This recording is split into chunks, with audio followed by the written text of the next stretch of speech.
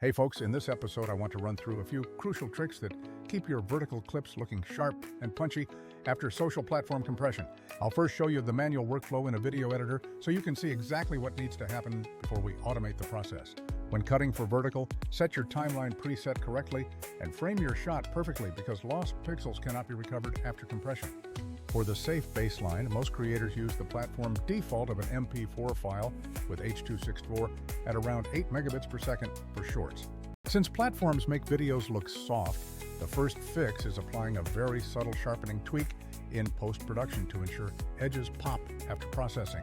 The second key is exporting differently. Switch to QuickTime with the H.265 codec and boost your bitrate up to about 12,000 kilobits per second for better data. Whenever possible, choose a main 10 profile because that extra color depth helps preserve rich tonal information through compression. When I stacked the resulting exports, the H.264 file looked significantly softer, while the H.265 version retained far more fine detail like skin texture and fabric weave.